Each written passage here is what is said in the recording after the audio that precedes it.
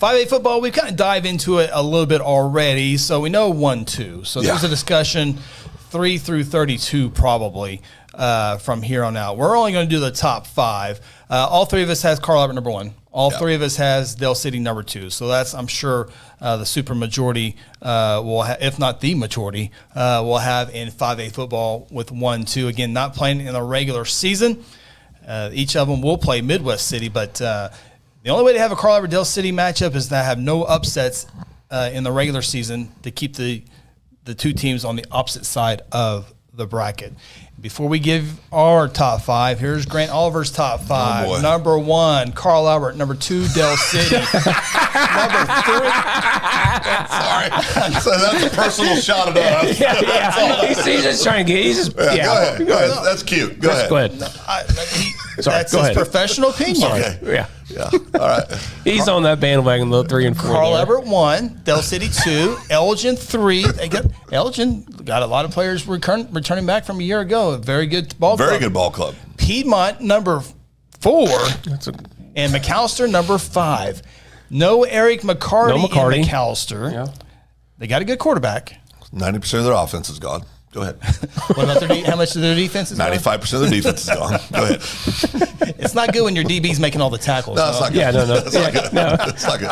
No. But McAllister, they got a great coach. They do have a great coach. They got a great One coach. of the best of 5A. Yeah, so they will be able to do that. So Craig says Elgin is not the third best 5A team in the state.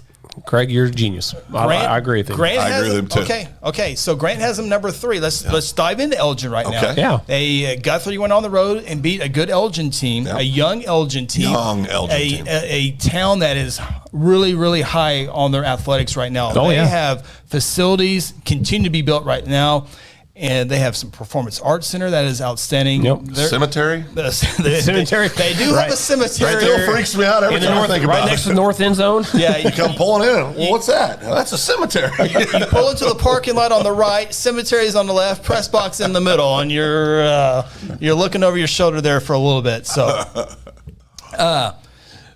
before we dive into Elgin, T-Fred does not have Elgin in the top 5. I don't think Craig's going to have Elgin in the top 5 either. T-Fred, Carl Albert 1, Dale City 2.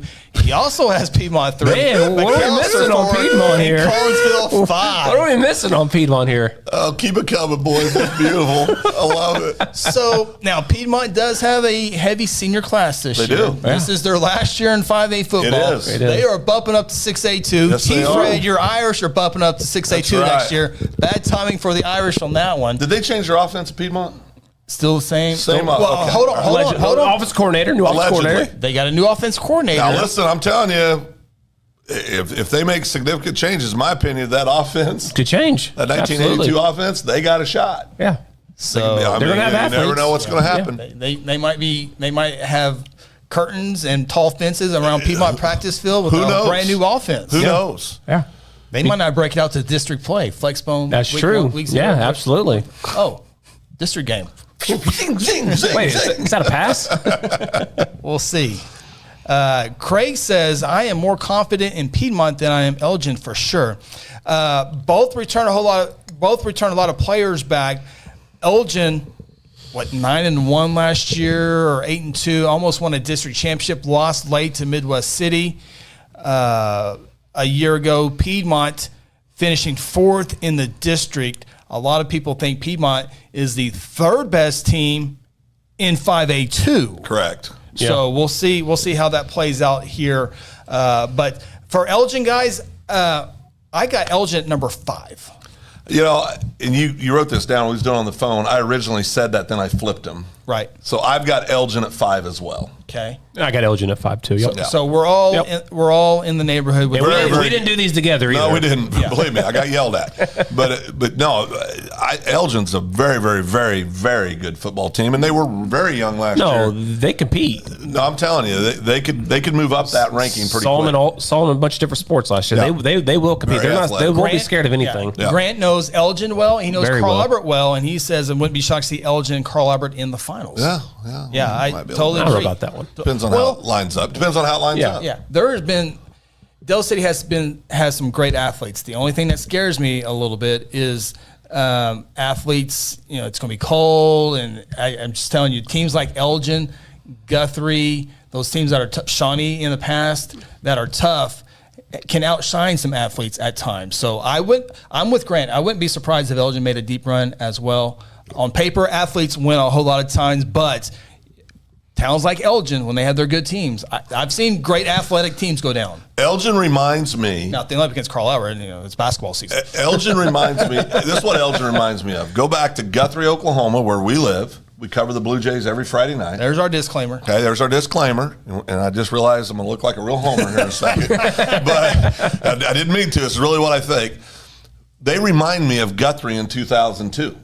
Yeah. They remind me, because Guthrie, that state championship year, 2002, we had no right being on the field with that Booker T team. Number 4, I have Collinsville. I have Collinsville as well. I think that's who I have too. Yes, you have Collinsville 4. Collinsville 4. And Guthrie 3.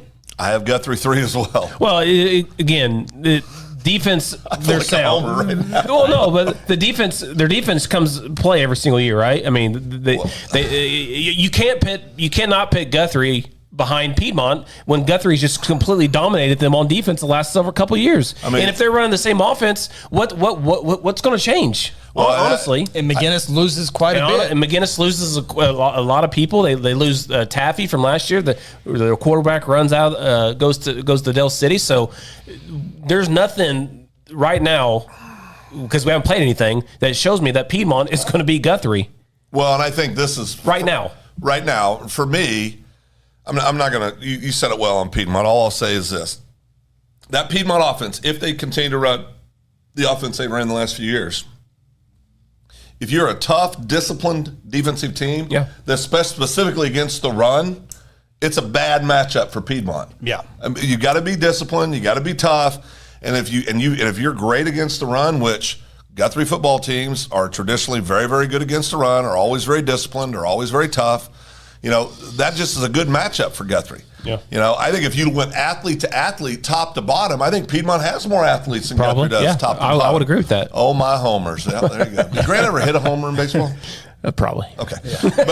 But anyway, but I really do believe they got a 3.5-year starter returning at quarterback, right? They've got, I think, one of the most athletic kids that we've seen around here in the last several years, the Harper kid. And we haven't probably even talked about our best football player, which is Benford. So I mean, we've got there's some cats walking around Guthrie too. Like all 5A teams, with the exception of Carl Albert and Del City, there's some holes there that they're trying to fill, like everybody is.